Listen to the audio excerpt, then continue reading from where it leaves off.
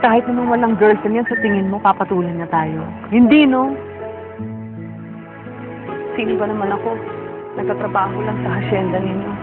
Ikaw na ang buhay ko ngayon. Ayaw pa wala ka na. Ano ibig sabihin nito? Ibig sabihin niya infinity. Walang hanggan. Katulad ng pagmamahal ko sa'yo. Will you marry me? Oo. Anak siya ng trabahador ko! Kaya naman natin manirahan sa iisang bubong, di ba? Niligawan ka lang ni Marco dahil sa isang pustahan. 50 pesos lang. O sige, call! Emily!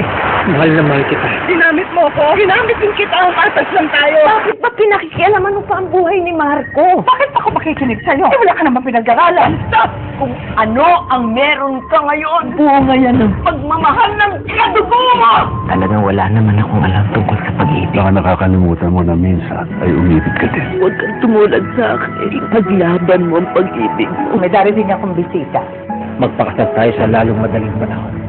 Magbabayan ka! Binigay ng lahat. Emily! Pero binisura mo rin ito. Niloko ka ni Emily. Kinuwartahan nila mga tao. Hindi ba panloloko yun? Ano ba nakuhatol sa inyo? 8 taon mo siyang makukulong. Walo lang? My dear Emily, kumusta ka na? Hindi mo kaya. Gagawin ko ang lahat para lampasan pa kayo. Sinabi sa akin na mahal mo. Paano kung mamahalin ang isang tulad mo? Hindi na malalaman ang tungkol sa anak ko. Bibigyan kita ng anak na mamahalin natin ang lubos. Patay yung bata. Sa paglipas ng mga taon, sadyang mapaglaro ang tadhana.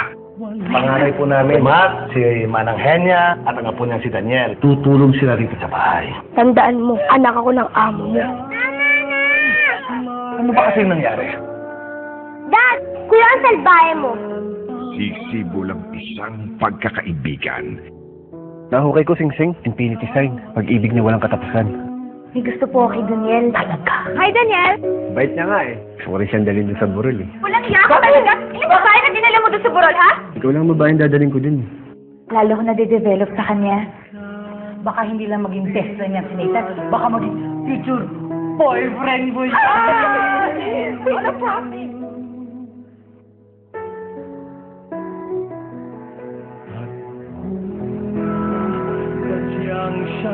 Daniel, di maaari ito. Hindi pwede, Daniel. Dad? Ang ganda-ganda naman ang anak ko. Di ba, Daniel? Dalagang-dalaga ka. Sa di inaasahan, tila mauulit ang kapalaran. Kanina ka pa, titig na titig sila Katerina.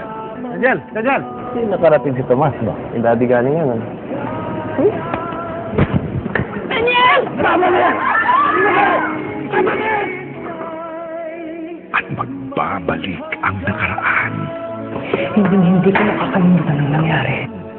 Sa huli, kaya bang malampasan ng pag-ibig ang lahat?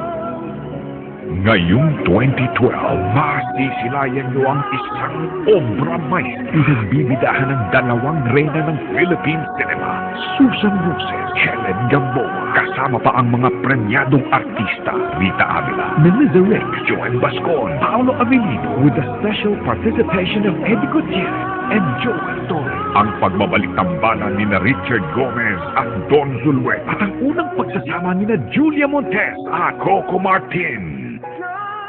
Handa akong gawin ang lahat. Makasama ka lamang. Hanggang sa dulo ng walang hanggan.